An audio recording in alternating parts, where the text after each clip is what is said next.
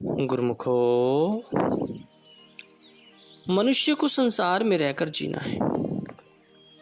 संसार की सकल सामग्री जो कुछ उसके पास है, प्राकृतिक की ओर से इसे यात्रा व्यय के लिए दी गई है। ईश्वरीय नियम का पालन करते हुए इसे प्रयोग में लाना है, किंतु इसमें मन अटकाना कदापि उचित नहीं है।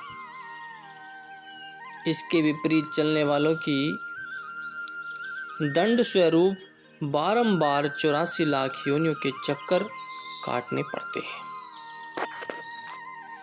ईश्वरीय नियम के अनुसार चलने और प्रकृति के अनुकूल सभी कार्य करने वालों को सदा हर्ष, स्वास्थ्य और सुखी जीवन मिला करता है।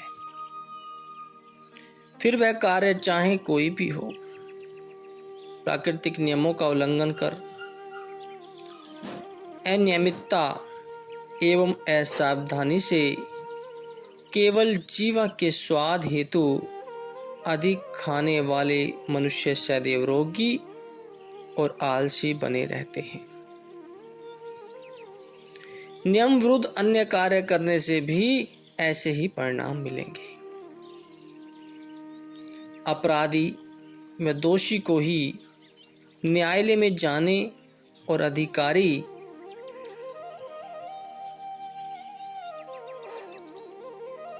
के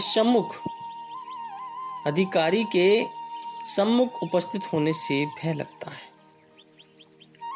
जो व्यक्ति नियमों की अवज्ञा नहीं करता, प्रकृति के नियमों का अतिक्रमण नहीं करता, वह प्रकृति के न्यायालय में जाने से कभी भय नहीं होगा।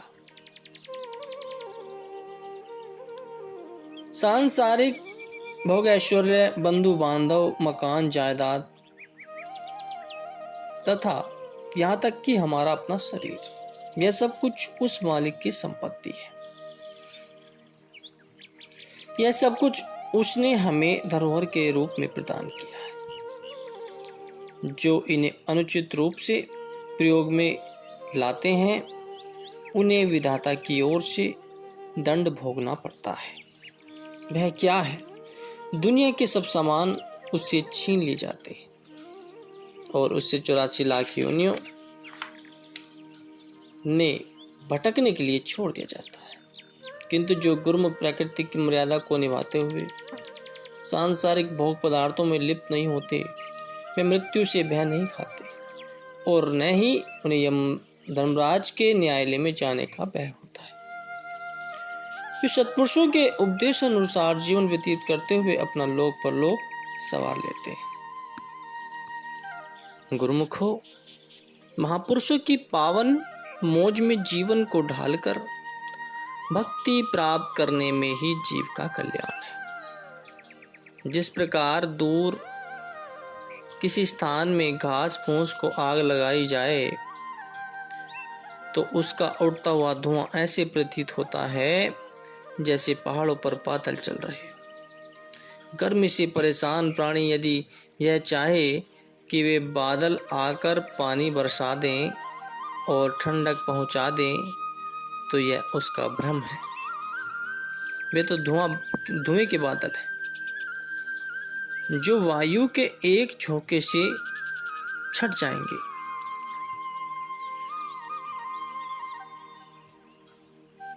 और कुछ भी हासिल नहीं होगा। इसी प्रकार माया की कोई सत्ता नहीं है, लेकिन उसका आभास होता है। उसके बस में होकर यदि कोई जीव धोखे में पड़ गया तो उसकी की हुई सारी कमाई नष्ट हो जाएगी। यदि कोई कहे कि मैं 1 घंटा भजन में बैठकर थक जाता हूँ, इसका कारण यह है कि अभी उसकी सुरती पिंड देश से ऊपर नहीं गई। एक बार सुरती सहस्त्र दल कमल से आगे बढ़े तो सही, फिर वहाँ थकावट का नाम नहीं है। वहां तो हर पल सुख, शांति और परम आनंद ही बरसता है। उसका अनुभव होने से जीव सदा आनंद मग्न रहता है। गुरुमुखो, इंसान की बुद्धि और समझ विज्ञान से कहां तक पहुंच गई है। यह चंद्रलोक व ग्रहों तक पहुंच गया है और न जाने इसने कितने यंत्र बना लिए हैं। अपनी अकल से दूसरे के घात के लिए कितना कुछ बना डाला, मगर यह नहीं सोचा कि मेरी आत्मा का कल्याण किससे होगा। ऐसा उसके पास कोई फार्मूला नहीं। यह सीधा नरकों की तरफ जा रहा है। नरकों से बचने के लिए इसके पास कौन सा उपाय है? इन दुखों से बचने के लिए केवल एक ही तरीका है। जब तक सत्पुरुषों की संगति नहीं मिलती, तब तक इंसान का यह कार्य सिद्ध नहीं होता। ऐसा केवल मानुष देही में ही संभव है। बाकी जितने भी जीव जंतु हैं, वे 84 लाख योनियां भोग रहे हैं। वे भी यही चाहते हैं कि हमें मानुष जन्म मिले और हम भी मालिक की भक्ति करके मालिक से एकाकार होकर जन्म मरण के चक्कर से छूट जाएं। महापुरुष भी यही बतलाते हैं कि तुम वह चीज खरीद करो जो तुमसे बिछुड़े नहीं और परलोक में भी तुम्हें सुख प्रदान करे। 2 घड़ी के सुख के लिए अनेक जन्म दुख भोगना अकलमंदी नहीं है। ऐसे मानुष तन को पाकर जो मालिक की भक्ति नहीं करते, नाम नहीं जपते, वे उसके बदले में क्या करते हैं? अगर मन विषयों की ओर लग जाता है तो समझो कि पारस मणि देकर वे कांच के रिच खरीद रहे हैं। पारस मणि में यह गुण होता है कि वे लोहे को छू जाए तो टनों के टन सोना बना सकती है। तो उसकी कितनी कीमत हुई, और कांच के टुकड़ों की कितनी कीमत है। यह तो महापुरुषों ने एक मिसाल दी है, लेकिन इससे तुलना नहीं की जा सकती। इंसान भगवान से दूर होकर हैवान बन जाए तो बहुत बड़ा घाटा है। जीव खुश कैसे रह सकता है? अपने मन से कामनाओं व इच्छाओं को छोड़कर केवल मालिक के नाम की आराधना में लग जाओगे तो जीवन स्वतः ही खुशियों से भरपूर हो जाएगा। संत सत्पुरुष वास्तविकता का भेद प्रकट करते हुए बतलाते हैं कि इंद्रियों के सुखों को भोगता हुआ कोई भी प्राणी तृप्त नहीं हो सकता। यथार्थ सुख और आनंद तो सतगुरु के प्रेम में है, जिसे प्राप्त करने के लिए सुरति को मायावी पदार्थों से हटाना नितांत आवश्यक है। जीव की सुरति को एक ओर से तो माया अपनी ओर खींचती है और दूसरी ओर से भक्ति। अब जीव की अपनी दृढ़ संकल्प शक्ति पर निर्भर है कि वह किधर झुकना चाहता है। कोई भी बाह्य शक्ति न तो इसे बांध सकती है न स्वाधीन कर सकती है, जब तक उसके अपने विचार तद्रूप न हो। इसलिए एक तरफ तो सुरति को संत सद्गुरुदेव जी के पावन प्रेम में लीन कर निर्देश जाने का सुगम मार्ग है, दूसरी ओर सुरति को मायावी भोगों में फंसाकर आवागमन के चक्कर में अटकाकर आगे दुख, चिंता और क्लेश का मार्ग है। गुरुमुखजन अपनी सुरति को मालिक के ध्यान में केंद्रित करके भक्ति वाला मार्ग चयन करते हैं और अपना जीवन सुधार कर मालिक के धाम में निवास पाते हैं। कोई इंसान यह दावा नहीं कर सकता कि उसे दोबारा मनुष्य का ही जन्म मिलेगा। इस दुर्लभ तन की पहचान करना मनुष्य का फर्ज है। सत्पुरुषों के बिना जीव को इस बात का ज्ञान कोई नहीं दे सकता। आम जीव मोह ममता में रत हुए उसी में रचे पचे रहते हैं। जो उनकी संगति करते हैं वे भी उसी तरह मोह के बंधनों में रच पच जाते हैं। जो स्वयं सही मार्ग पर चल रहे हैं वही दूसरों को सही रास्ता दिखा सकते हैं। भाग्यों से सन्मार्ग दिखलाने वाले सत्पुरुषों की संगति मिलती है। सत्पुरुषों की रहनुमाई में संसार में रहते हुए जीवात्मा के कल्याण का काम कर लेना चाहिए। इसलिए ही यह मानव तन मिला है और इसलिए यह जीव संसार में आया है।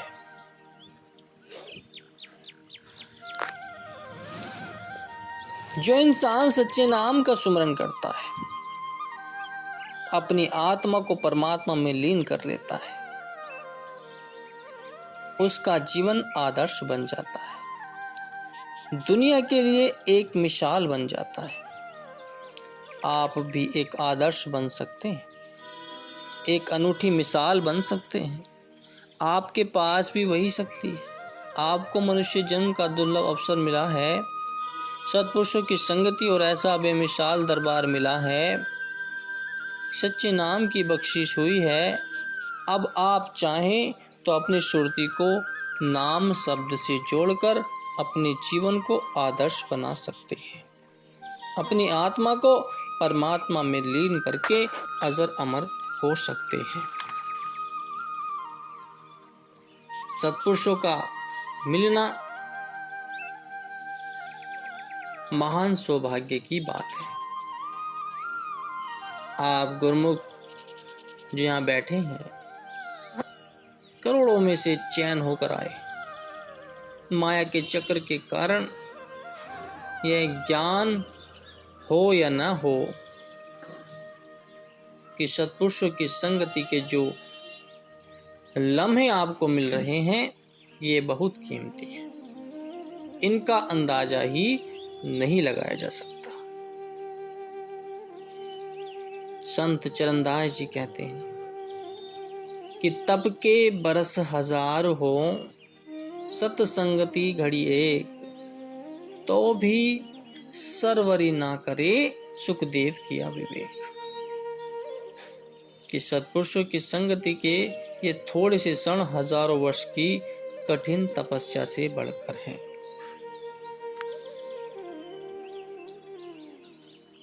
यदि किसी को प्रधानमंत्री से मिलना हो तो वह थोड़ी बहुत कठिनाइयां झेलकर उनसे मिल सकता है, लेकिन सत्पुरुषों का यह मिलन करोड़ों जन्मों के पुण्य फल, हजारों वर्ष की तपस्या और प्रार्थनाओं के फलस्वरूप प्राप्त होता है। किसी धनी व्यक्ति के मिलने से धन मिल सकता है, किसी गुणवान से गुण मिल और किसी उच्च अधिकारी से मिलने से मान मर्तबा हासिल हो सकता है।